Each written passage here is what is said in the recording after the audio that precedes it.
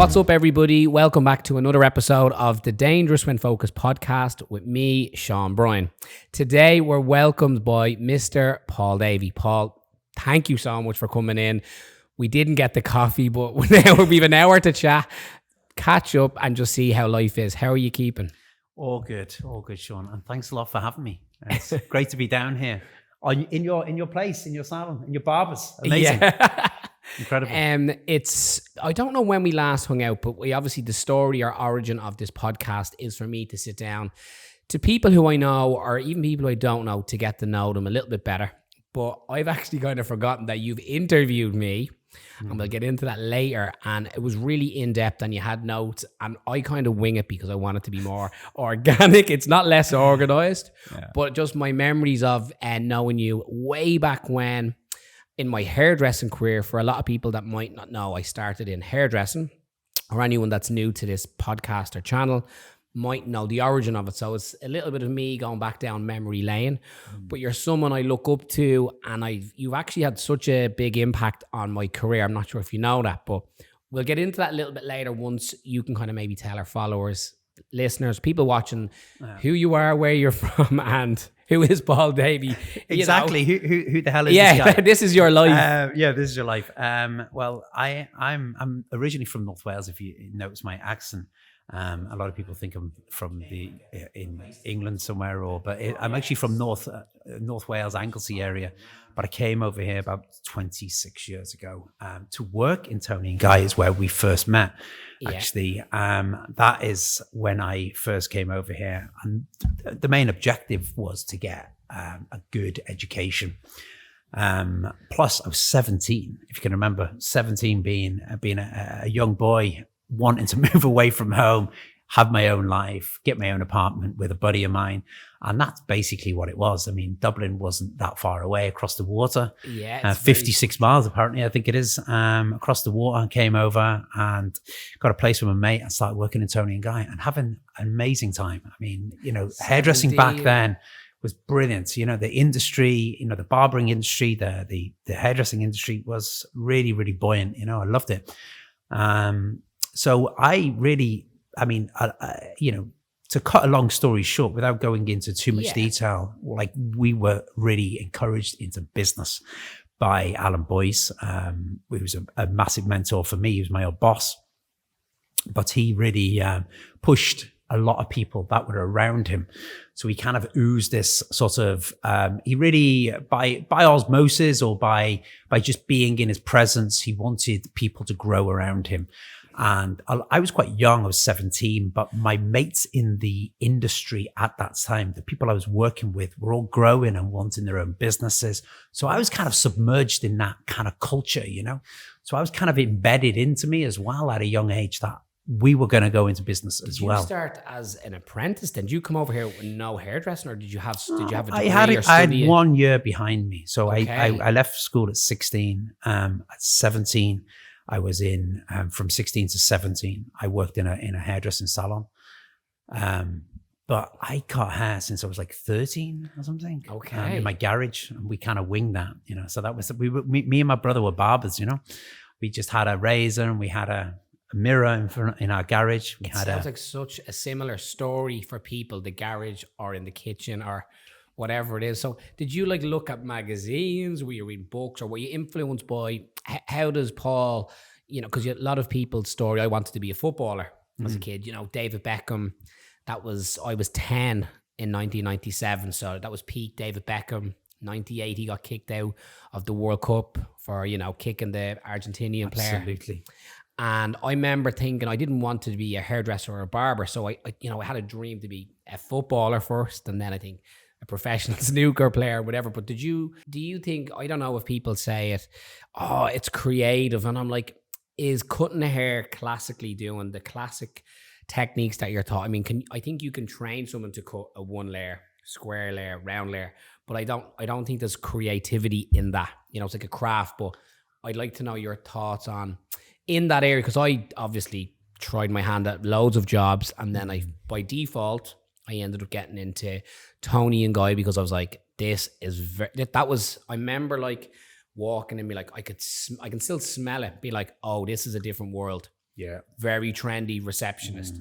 Tunes on were very trendy. The branding, big, bold, that label M products. This isn't like a thing for Tony and Guy, but that's my roots. But I remember going like, oh, these are funky. I just wasn't aware of it. And I was like, yeah, I'm here to talk, maybe doing a Saturday job. Of course, John and Leonard from Tony Guy Black Rock were like, yeah, no problem, come on in. And it was like a different world. I was going to the local barbershop where you picked out a picture of what is the name of the guy? I can never remember the American Crew guy. Yeah. And just go this one, and they just give you what you want anyway. But for you, was it like, you know, how then by doing it? So you did actually barbering, or were you kind of trying to, you know, emulate or copy stuff that you seen? It was just the people in your area were telling you what you wanted to do at the start, haircut wise, or was people telling me what to do?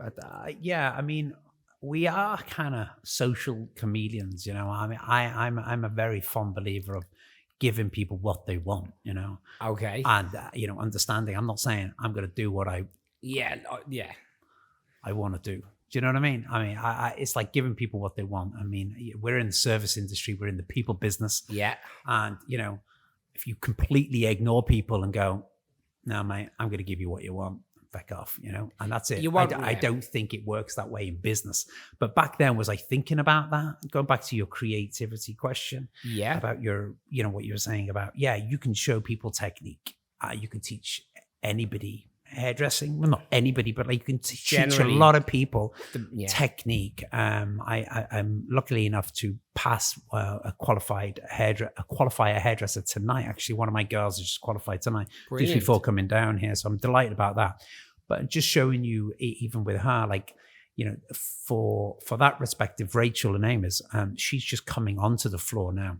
She's learned a load of techniques. But when you start learning properly is when you're on the floor, right? And you start expanding, you know, your ability to cut hair, your ability to color hair, and you begin working on flair, right? So is flair creativity? I don't think so. Flair becomes an identity over time, right? And I don't think you can ever teach flair. So do you think you have it, or you not? Yeah, you have it, or you don't. If you're in a good environment, it might be encouraged slightly more than if you're just in, you know. If you're rigid in your technique, you're quite right. I'm just doing this every single day, or whatever it may be, and blah blah blah, you know. But I think if you explore new ways, and you know. Fashions change, trends evolve, and fashion changes all the time. So we do kind of evolve our technique over time as well, which is great. But I think when flair comes over time, and you really get that ability to kind of style hair, cut hair, one thing, but dressing hair is completely different. I always think hairdressing was dressing of hair as well. Like I'd go on jobs like shoots and things. Assist or. Oh, to assist, or even yes. I mean, I've assisted for years, but then you start doing your own jobs, and you start doing your own abilities of like you start getting booked yourself to do different jobs. But you could have a canvas of like a one-length haircut, and you're asked to make it look like it's in the Edwardian times, like, you know, the 1800s. Yeah. And having that ability is quite extraordinary. And there's a lot of creativity in that, because you're trying to mold a canvas into this. And that is like really shown, and you really hone your craft there. Do you know, in those, you know, it's like film hair. World. Film hair is another one. You know, film hair is like another, I never went into film hair, but that's a completely different hairdressing, or you know, hairstyling of some sort. But. So for me as well, to kind of go back to, well, I gathered like your roots from where you come from, and the starting in the garage, then obviously 16 to 17 working in the Salon or local hairdressers, and coming to Ireland. So it's obviously a big part of where I met you, and I'd like to tell a quick story of getting into it in Tony and Guy. It's very important for me to tell you this story. I'm not sure if I had. When I was a young guy and I had worked on building sites as a carpenter, I was like, I don't know if this is for me. You know, the lads kind of like the Sun newspaper, get your tits out, you know, lads beeping the van at women. It wasn't how I was brought up. And when I was in Tony and Guy, and, you know, being a straight guy, There was actually one other straight guy in the shop I was in who was my best mate. The two of us were two jokers. We were literally it was so busy in the salon. They just needed the shampoo, make tea, coffee, and then get the towels and just run to the shop for all the stylists to get their lunch. And then we went to a Tony and Guy show in Ballsbridge or in Donnybrook, and we watched the show. And I remember seeing you on stage, and I remember you had trashed white Converse, skinny jeans, and you did a presentation on stage. And I was like, you were the first person, like a kind of male role model in this industry that I seen and goes, this is a cool motherfucker. And I remember thinking, wow, okay, I feel like... You never told me that. I didn't tell you that. And I remember just being like, he's cool, and, you know, God knows what hair I had there, but the GHD... I can't remember, but I remember being long or black, but you probably had some cool jewelry on, and then there was an after party, and I remember exactly where I seen it because it was on South William Street. Oh my God, I'm gone blank with the name of the venue, but it's a really rough pub beside Lemon. Do you know that pub? And there was a couple of cool people around. We could say Pygmalion, but it wasn't. It was the one beside Lemon. And I just remember kind of buzzing around and seeing you and all the people, and the models were there, and Pamela would have been there. Her fella Darren would have modeled, a big tattoo guy. I remember just thinking, okay, there's something here. And it inspired me to stay within it, because when you're doing this, not the crap work, we all have to do it. Literally, you know, your first thing you do in colour is like tints or your sausage roll blow dries and, you know, one length haircuts. When you're in the suburbs and you're working in a really cool, credible place, it's hard to see the stage. I remember thinking, I don't know if that was for me, but I remember just thinking, here's somebody, a cool guy that I feel like I could look up towards. And I was like, it kind of made me want to stick in it. And I go, hang on there, here's a cool guy that's trendy, that's really passionate about what he does, that was very cool and friendly. I remember you buzzing around, very chatty, super nice to everyone, and everyone kind of go, oh, that's Paul, or that's Paul. You know, you just stood out to me. Back then, I was like, right, this is mad. So I ended up sticking with it and loving it, and then I entered a competition which you judged. I don't know if you remember this. And I wasn't very good, but I thought, he goes, he's got to know that I'm cool because I'm wearing skinny jeans like him. And I tried to emulate this new rave, like, you know, it was like the big bowl t-shirt, which actually looks like the Wham t-shirts. Okay. But I had the girl, and like I clipped in a fringe and I back home their hair, but I was very weak at the session or the styling of it. And I remember saying to you afterwards, I was like, I'm getting in because the mood board I created had spray paint on it, and I used to do graffiti. And then afterwards, I didn't get through. And I remember going like, there's no one else here that's cool and like a straight guy. I thought I was just getting in on that. And I actually asked you, and I goes, hey, Paul, do you mind me asking?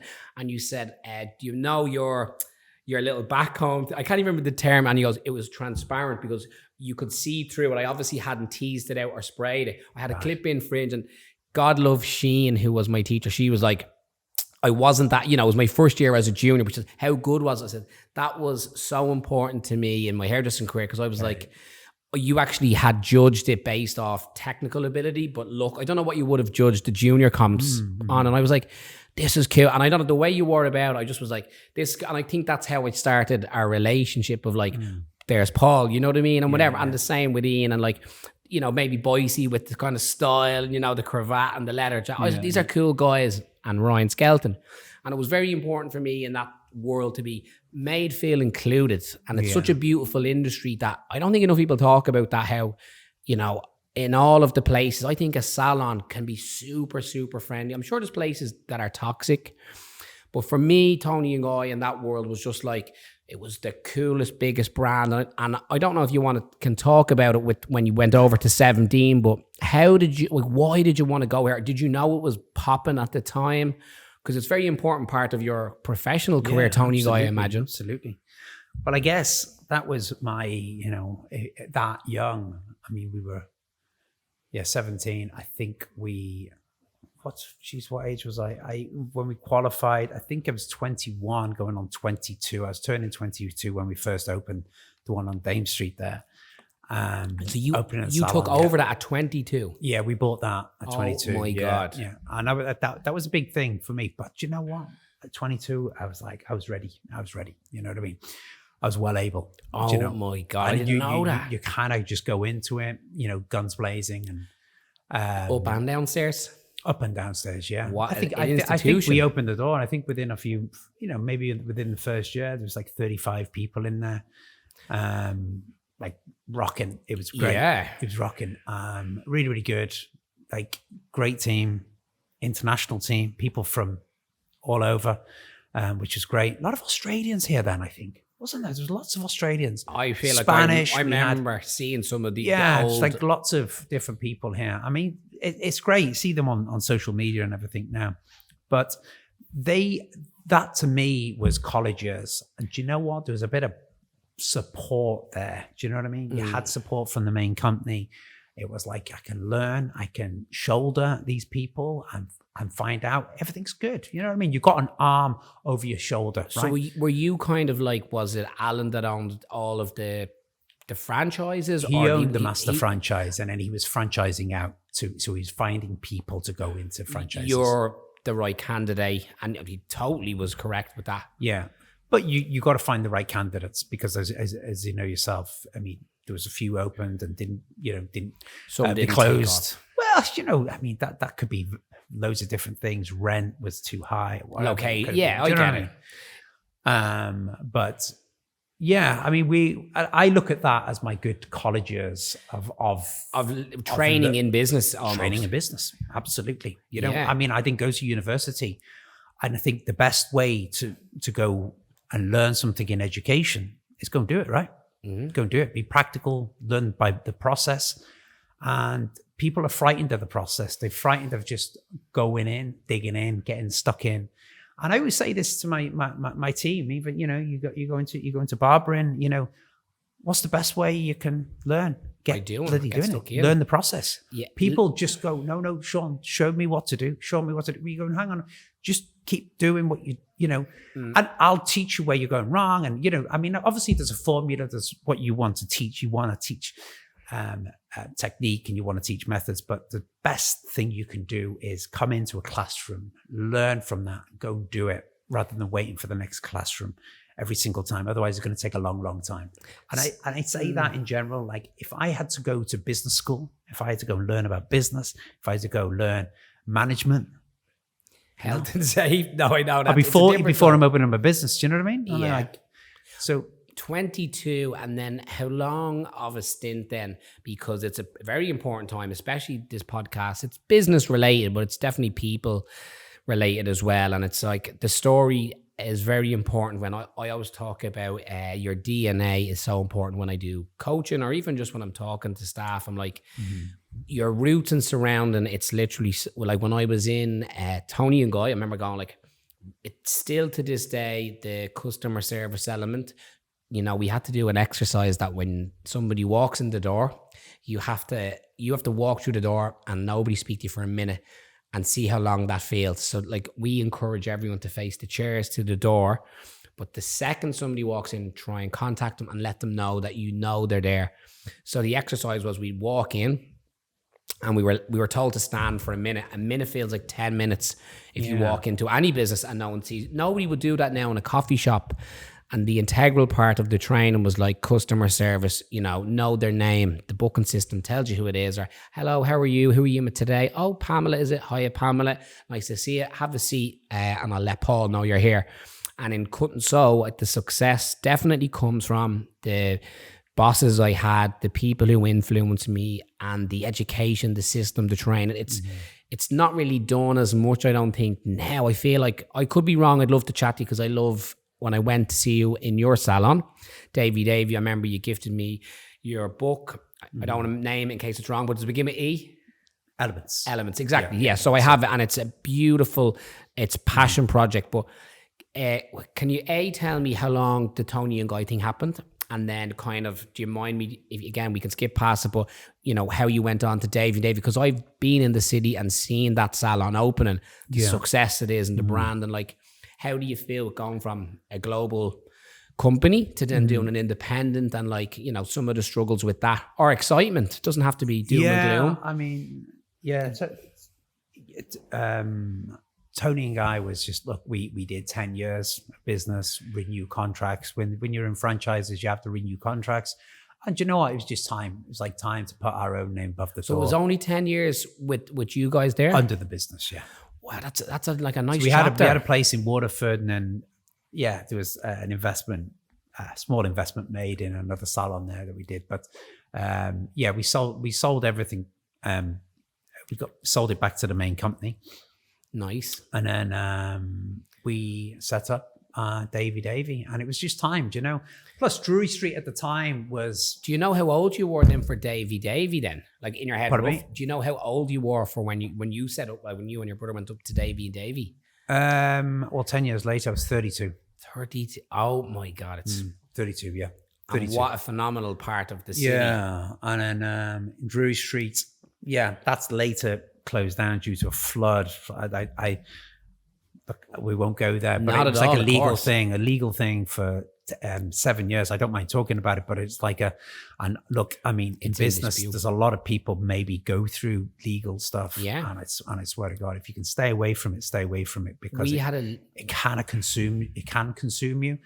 And something that we thought maybe will take a week turned into a month. I was like, okay, 6 months. I It's like, remember what the because hell? I was like, But I remember a builder turning around to me going, who was involved with it. He just says, you do realize this was like about 3 or 4 years. And it took 7 years to finish. oh my God. 7 years that was vacant. We had my first space was in a basement, and as you well know, and it actually flooded, and the waste pipe, because obviously everything goes down, but there was 4 buildings above us and a restaurant, and I won't name names, but one of the restaurants on the strip didn't have a grease trap.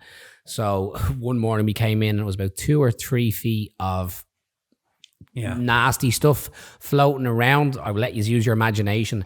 And all the skirting boards were ruined. We obviously had to get rid of anything that was cloth material. Luckily it was tiled, and it was also by tiles floor and walls, but it could have ruined us, and it scared the living bejesus out of us. But I remember thinking to myself, God, thank God we had insurance. Thank God we had another shop. But it took a few days, and a few days of no trade can kill people in business now. But it was, scary time. But sorry, I know what you're saying. It can, a lot of money spent. If you can turn your back and look the other way, I would, it's... But you see, the thing is, there's countersues then. So I say it gets messy. But so we had 2 shops at that stage. So we had 2 shops. So we just moved all in one, which kind of stumbled our growth. We always wanted 2, no more than that. That wasn't the plan. We had quite a big volume of staff at one stage. And just me and my brother personally just wanted like kind of a smaller team, and we wanted to look outside that box and maybe just try and create something which was more about the industry. So I really, again, the education thing was something that was true to myself. I came from an educational background with Tony and Guy. We did a lot of education, presentations, and that is, that led me to, the aha moment going, hang on a minute. When you always look for holes in markets, or look for, something what's the gap? What's the gap? Or what annoys you? What annoys you? Or what, and then you go, okay, I can fill that void. Okay. I can make that, I can solve that problem. Is like the communication between, it's standing there. You could have like 15, 20 people in front of you, and you could go, you know what? This could be valuable to other people. And a lot of people couldn't make it there because of kids, or it was too far or too costly.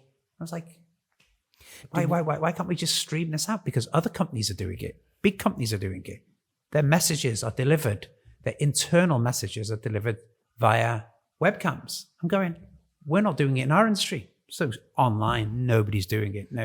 Which leads us to Hairdressing Live. Which, so it's like, okay. And that's probably not overnight at all, but would you say, I just see it from an outside in, this is the chance for me to ask you, because when I see, okay, I know Paul, I know Ian, I know Tony and Guy, I know the people, and I see a beautiful salon. To me, I'm like, we're in, like, I don't know if Soho's the coolest place in London, wherever it is, I think where Davey Davis Drury Street, one of the coolest streets in Ireland. Mm-hmm. So when I see that, I'm like, okay, what else can you do? Do you have an academy, or do you go global? Do you do the Peter Mark thing, which is an institution?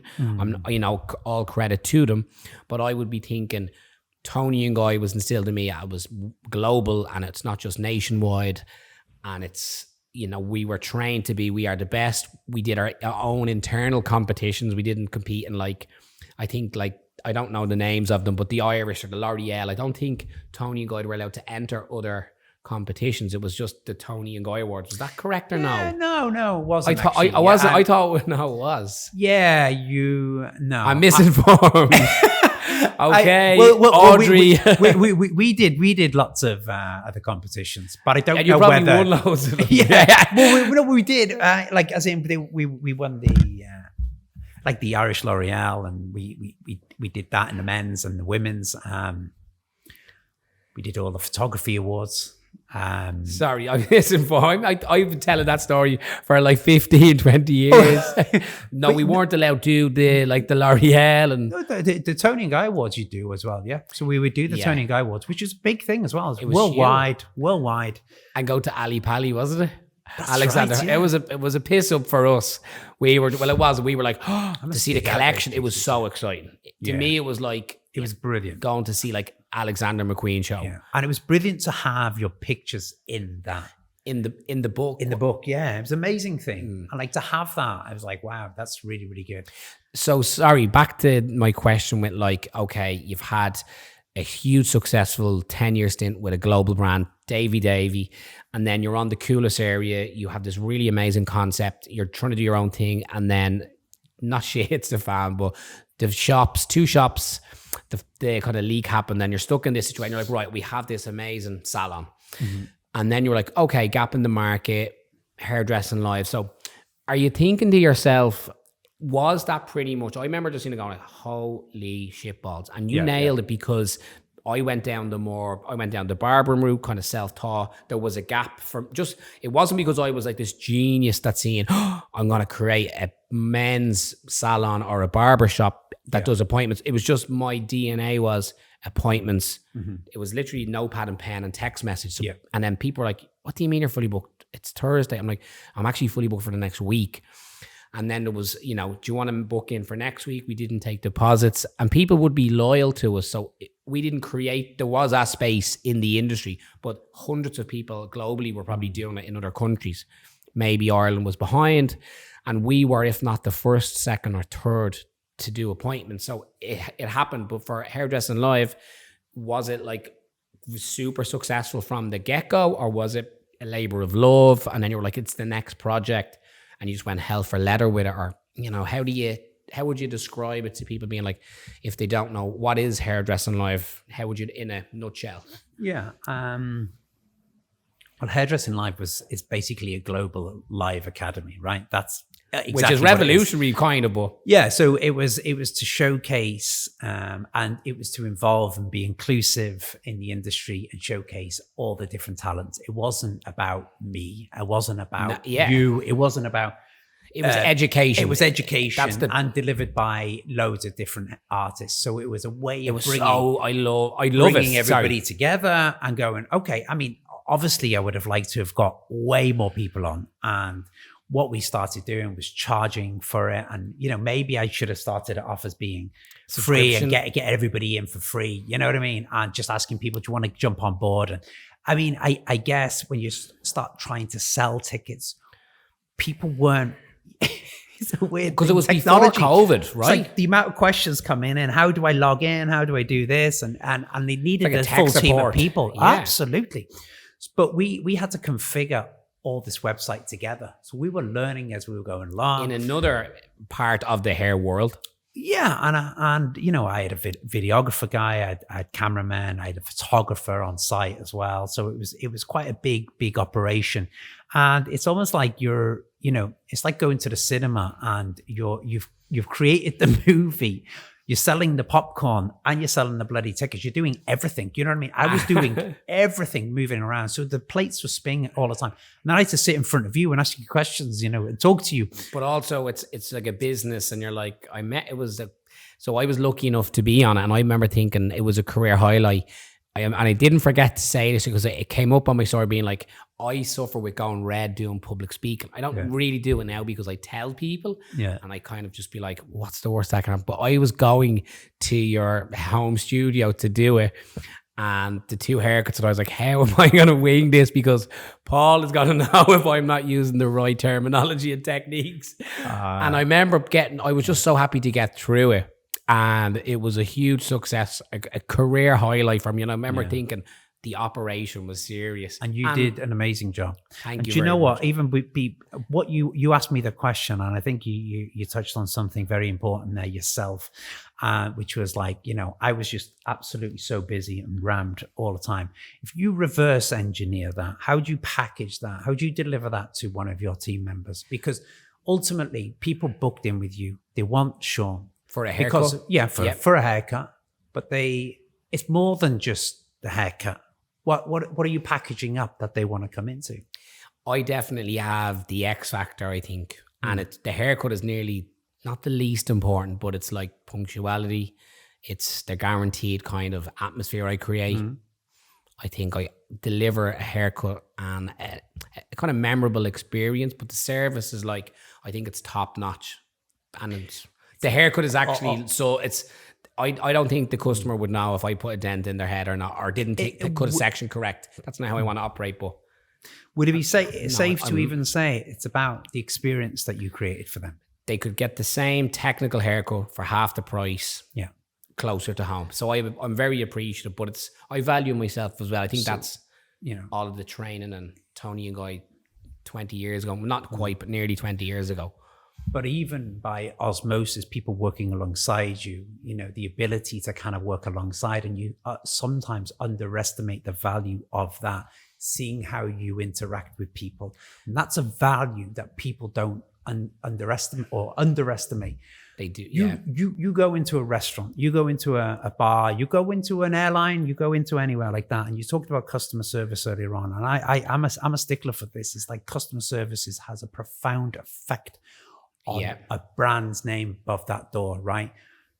Somebody in here or somebody in my salon, or you go into a restaurant and there's one lady, everybody's lovely. And you're going, geez, I like it in here. This is a great place. Food's great. Staff are amazing. One guy or girl comes over.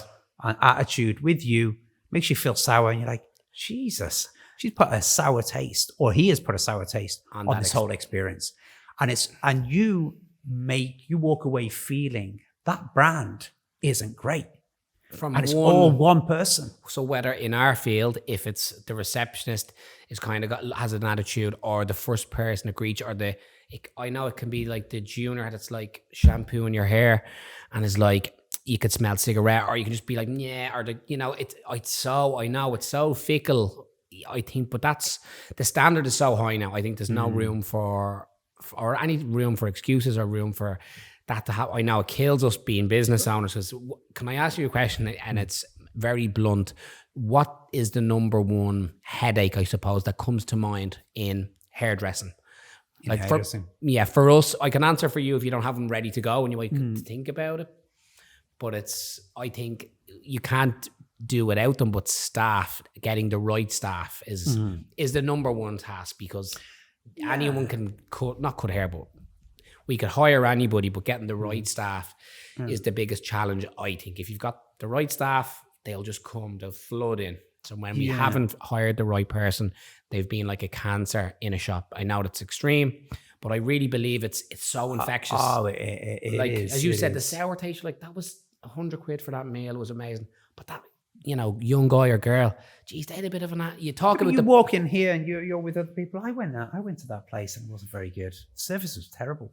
And you go, boom, boom, boom, boom. I was like, one person, they could be there for 1 week and then they've left. I know, and you're like, let's go somewhere else. It's terrible, really, to think, but that's what happens, right? So it's important that you do, hire slowly, higher personalities.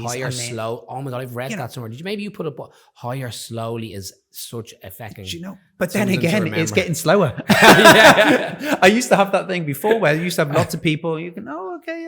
I know. Let's have a chat. Let's have a chat. Try to come in and yeah, but now it is a bit slower because there's less people coming in. But we've Yeah, it's all about character. And once you have the DNA there, that culture in culture, yeah. that people come in and they kind of adapt to that culture.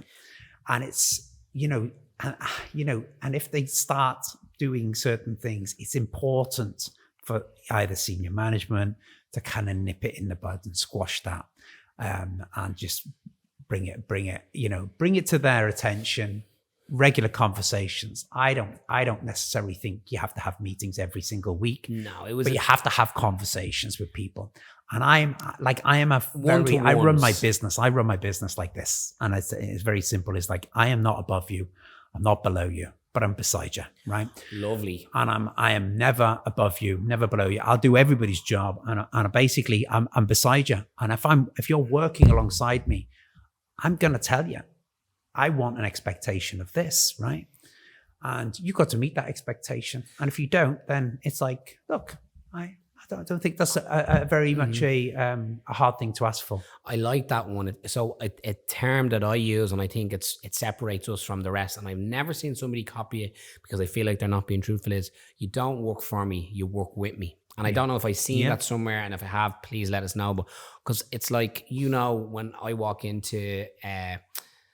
when I walk into one of the shops, I scan it like I can see the mirrors are a bit foggy, and I'm looking at the top of the sockets to see what the customer would see. I think when you're a business owner, you do have if you have the ability to open a business, you can kind of look at it from a different perspective. But when I used to walk in to a Tony guy, I was oblivious. Now I cleaned as best as I could and did the job, but I still come in and go to the toilet and like literally clean the shit in the toilet. And I check the bins, and I'm like, if I was in here, would I want to see this? Is there enough soap left? I'd be embarrassed if there wasn't toilet roll. The bathroom is the least important part, but it's actually probably just as important as the fucking service. Yeah. I'm like, oh my God, like that. It leaves, you're like, Jesus, I wasn't asked one little thing, when everyone has a role to play. And I remember thinking, how do you become successful? And it's all these little elements, but how do you run your culture or DNA? And again, a kind of not a long answer, but you have an expectation for Davey Davey. Mm-hmm. Does that still roll into Hairdressing Live? And for Elements, is that kind of its own beast or its own entity? Like, so what has your kind of your Paul at the start of Tony and Guy to then Davey Davey, what has changed much? You're still the same. I'm there a lot. And I mean, I have always I've got a new guy starting on Thursday, so I'll be meeting him beforehand, going through an initiation kind of? No, I just have the conversations with him, but I'm there alongside him. I will offer the support, and I have many conversations with him along the way. I just won't let them away it's important that they feel comfortable and they have the support that way. So it's important for me to kind of embed that the DNA of the salon with him. So he's he understands it, and like I says, he's not stupid. He won't be stupid. He's a good guy. He's worked in salons before, so he knows the drill. So there'll be different things that we do in there that I have to take on board. So can I ask you a question on that then? So how do you hire them? Because I like you to answer, and I can ease in because it's slightly different in the barbering world. But I'd like to know, actually, is it slightly different in hairdressing? Yeah. To somebody DM What do you do? We do, like literally some lads will text us any jobs, and I'm like, don't even see that, like, what's up, bro, any jobs? Like, I kid you not, legends, God knows where they're going to end up working. But generally, hey, Sean, really love the brand. If you have any space coming up, I'd love to come and work in cut and sew. And then let's say, hey, dude, cool. We're having a workshop next month. If you want to come along, introduce yourself, spend a few hours with us, and we can kind of get to know you. If they're got a strong CV, which AKA now is their Instagram or their lookbook, I can kind of gauge, wow, I really like your work. Can you come in and do a trial? And because everyone can fake a haircut or a coffee, but a few hours with you or half a day in the shop, it's a bit more real. You can see, what they're about. They'll loosen up a bit over a few hours. So a trial maybe is the best way for us to hire. Trial Really, yeah. Hands down. Because you have to see them. And you know what? I am starting to understand that people don't like it too much. Because they're like, they have a bit of a like, hey. They have. I don't know why, actually. I don't have the answer because it's not me, right? But when I do, I always ask people. And do you know what? If somebody was asking me a recommendation, hey, right? So okay, I want to go in somewhere. I would actually say to, hey, Sean, I'd love to show you my work. Yeah. Oh, but your CV is like... Yeah, but no, I would love to show you my work, and I would like to present to you some of my work. And if you've got any jobs coming up in the future, would you keep me in mind? Keep me in mind. What's the problem with not showcasing your work? Because I do sometimes think, and again, to go back to young Paul, confident Paul, maybe I'll be a bit, but when you get a little bit older, you get a bit more comfortable about yourself. And you go, actually, do you know what? No. I feel comfortable. So if you can take a little bit of advice from somebody that's been in the industry a little bit longer, and sometimes you don't listen, but if you did listen in that regard, I would be very humble and go, I'd love to show you my work, because that speaks more volumes. Come in, you speak to, and Sean can get to speak to that individual and understand the character, the person that he is, a little bit about the family, understand them, all that type of thing, because you build trust in people. And what can you provide that young lad coming through? What I can support you, sure, you can learn a lot by you. And it's the same for me. If somebody comes in looking for a job, I'd love to see your work. That's as simple as it can be. Yeah, I'd love to see. You're a hairdresser. I understand that, but I'd like to see your work. And has it changed since COVID for you guys? Because for us, it's fucking really hurt the business. And I know I say this, we're having shops, multiple shops, but again, I'm at a stage where I don't know how far I can keep on going. I don't have kids yet. I am engaged, I'm not married, but there is a limit, and I'm only human. I'm 37. It's like, wow, we could have lost multiple shops in COVID, and it has changed our industry for barbering, because everyone's cutting in a shed, cutting in a kitchen, and they're skipping the 4 or 5 years which you would have spent in hairdressing. The same at me in hairdressing. I didn't really finish as well or with any distinction. I just remember kind of grazed through the hairdressing exams, tried to work in a few salons, basically ended up doing curly blow dries, T-bar highlights, no session work. And then I was like, I kind of like doing lads' haircuts. But now the young guys are doing a YouTube video, buying the clippers and Argos, which is where we both kind of started. That's cool. You probably didn't look at YouTube. I did, but there's no real there's no schools where they're like, they do a year in barber and it's like 3 months sometimes, when they're charging their friends 20 quid. So since COVID, it's been really fucking bananas. Like the cheek of some guys looking for a job, they want €120 a day, which is like a top tier, when they haven't even done like an apprenticeship. Or, hey Sean, can I come and work with you for free, or can I shadow you? So how is like hairdressing been since COVID? Is it like dissimilar, or it's a bit higher? You have to qualify in hairdressing.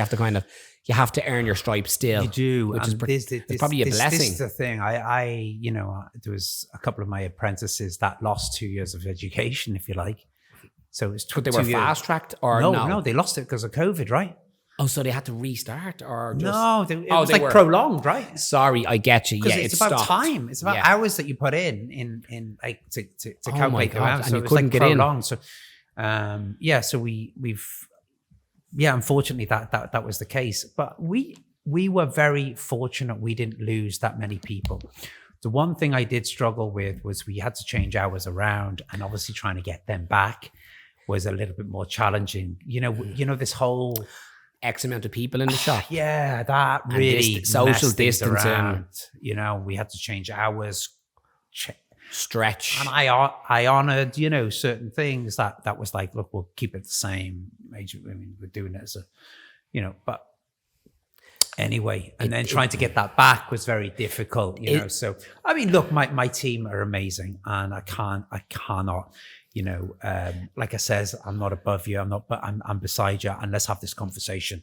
It's what I want. When we sort of discussed it out, and it was great, to have that discussion, and that's what it's about. I mean, look. So, in cut and sew, I like to say you get not too many 6-year-olds, not too many 66-year-olds.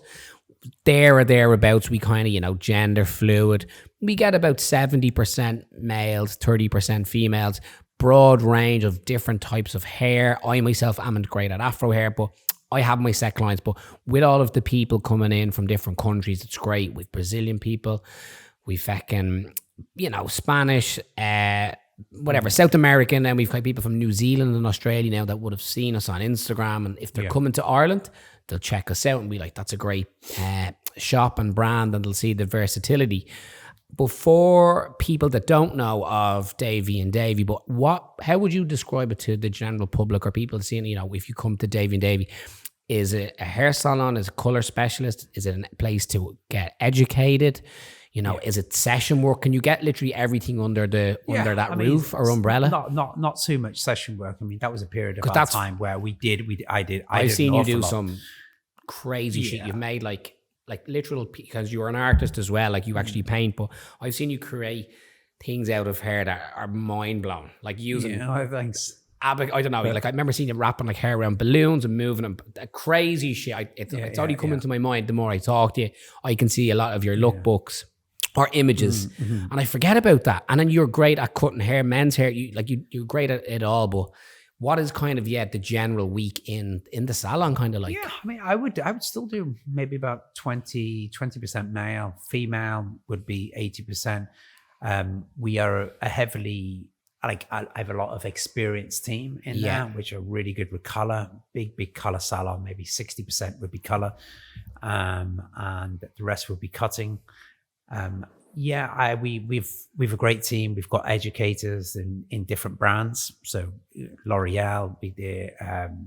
We've got an educator in Naturalique. We also that's a color brand, and we also have like Kiki, which is another straightening product, which one of the girls is actually an educator for that as well. So they go around and educate. And myself as well, I do lots of education myself. But I'm away this weekend speaking at a college for all the educators. They have a summit every single year. They come together. It's like 60 or 70 of them come together, and I'm going to be speaking at that, talking about my book, which you mentioned earlier on. So again, talking about that is basically they have used this as an educational resource. So lots of colleges use it now because there's a video package which supports the book. So it's a recommended. It's like accredited. It's not accredited because to get something accredited, you have to pay to get it accredited. Okay. And I'm looking into doing that as well. It's a fee that you have to pay every year to have that accreditation stamp, actually. Okay. But the accreditation was me. You back yourself. Yeah, but that's the accreditation. I'm in the industry a long time, and it's not that I've done it at a level. I feel like I've had a wide variety and range in my industry that I'm able to kind of warrant that accreditation. But to have that certificate stamped or the diploma, it's a bit of a milestone. You physically have to pay to get it done. So look, I'm looking at doing that, but so I'm gonna speak at this thing about 15-20 minutes, and I'm putting together a PowerPoint presentation about what I'm going to be talking about. But that thing is daunting. I don't know whether you've done many of it yourself. I think you're doing something coming up yourself, haven't you? For a skill, image skill now. But I'm just on a panel. I find I don't know what I've spoke at a handful of events, and when speaking about something I'm passionate, it just rolls. And I try and do the PowerPoint, and I use Canva, and I do it now. And I find like I'm still in like the infancy stages of trying to do it. But when people ask, Sean, I love your no bullshit approach. It kind of gets me out of trouble because I can kind of wing it. The charm of the hairdressing can be like, what was I talking about? And people relate to that. It's not like a TED talk. I feel like I would like to get to that, and that might come down the line. But I do like speaking about business, but I just like the story. I tell the DNA, and then people are like, fuck, I like the way you didn't try and change how you speak to suit the audience. I like the way you dress, how you dress. you know, I'm not what I kind of wear here is similar to what I would wear at an event. And it's something that I love, but for yourself, I want to kind of know, like, typical things are different now with being family man, beautiful kids, beautiful wife. How do you balance kind of, I've just noticed a burnout the last year or two, like twice I've gotten really sick. I'm like, man, there's too many plates spinning. And obviously you're just a little bit older than me. Do you believe in work-life balance? Do you like, you know, is it important to, I like the listeners and followers, especially business owners, to hear from you, be like, you know what, fucking turn the phone off for a day, go on a holiday, don't do work. Have you got a little kind of, what's Paul Davey's kind of like essential to like, you know what, have that beer, don't watch fucking too much football or Netflix. And, you know, how do you recharge from being like so successful and juggling family and kids? Yeah, very, very good point. You know, this work-life balance conversations come up lots. To be honest, you know, I like what I do. I do like what I do. Well, do you love what you do?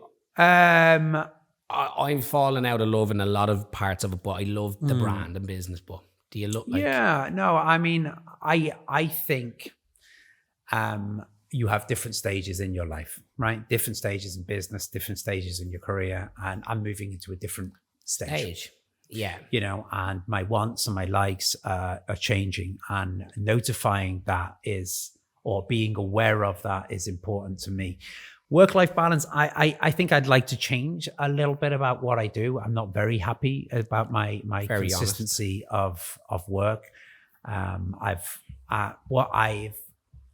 always been very focused on is understanding people's jobs rather than letting them do that job. In order for me to give direction, I would like to understand their job or understand different roles. And I've always tried to do that, which kind of is a bit tiring for me. But nowadays I'm just like, look, I need to give opportunity to people. And if I have the ability now to kind of nurture opportunity or give opportunity to younger people in the industry, because it's not about me. It never has been about me. I like what I do. I've had a career. I've been,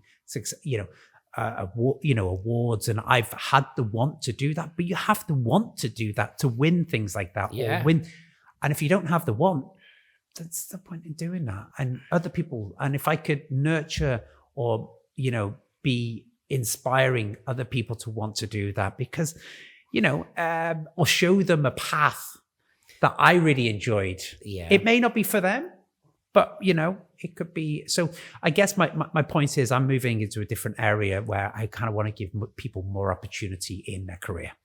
You know? Well, yeah, no, it's beautiful. And I think when I would love people to remember when we see Cut and Sew, or you see Davey Davey, when you walk past a salon or a barber shop, people forget that there was a young Paul, young Sean, or whoever else it might be, a lady that owns a salon or someone that owns a business, that I remember getting on my hands and knees and grafting it out and painting the skirting boards and scrubbing everything. And you remember how much you had to fight to build it, to invest in it. They forget that you wanted better for yourself. You wanted to just do what you do. And then all of a sudden it snowballs and you get what you call success. And people don't really see that. And it's something that kind of brings me to the dangerous when focused question, where I'm like, when I focus at something, I'm quite dangerous. And I mean dangerous by, like, I can be super competitive and I can really fucking get shit done when I get into this. You know, like that book I just showed you, Eat the Frog, I think it's called, which means do the hardest thing. If you have to eat a frog, eat it quick and like just get it done. And with business, I try to really hone in on what I do. And I suppose my last kind of question is what does dangerous when focused mean to you, if anything? That's kind of how we kind of finish the podcast. But for me, where I've kind of gone on that rant is when I really hone in on something, I get super focused and I can take over the world when I'm in that flow state or zone. Yeah. Does Paul have kind of a bit of a mindset or a mantra that you stick by where you're like, you know what? Absolutely.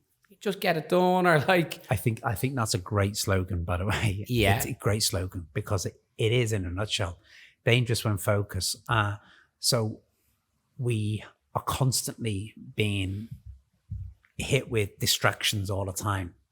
And for me to stay focused, I mean, I have minimized the amount of focus. I don't read newspapers. Any of those apps. I used to be on it all the time. I mean, I'd be on social a little bit and trying to pull off that a little bit. But TV, don't watch TV. Wow. Don't watch anything like that. But I just removed all that all that distraction. For me to get the jobs done, I needed to do that. Like write a book, like an education book. Took years to put together, to set up Hairdressing Live, to run my business. In all fairness, in order to do all that, I watch a load of. I was like, look, there's too many distractions in the world. And to be worried about sports. I had to focus, but I had to remove distractions in order to focus. So I totally, and I love that, dangerous when focused, because you get so much more done. We might get removed distractions underneath it, and then Paul Davey signature. No, but that's my view on it, and I love that slogan. Really good slogan. Guys, unfortunately, we're pretty much timed out for this episode. I actually didn't really tap into so many things I wanted to, but it was so nice to chat to you about so many other elements. Paul, I can't wait for everyone to listen to this, to watch, and obviously you'll find out a bit more about Paul if you check out him on all the socials. Thank you very much. Thanks, Sean. Thanks for having us.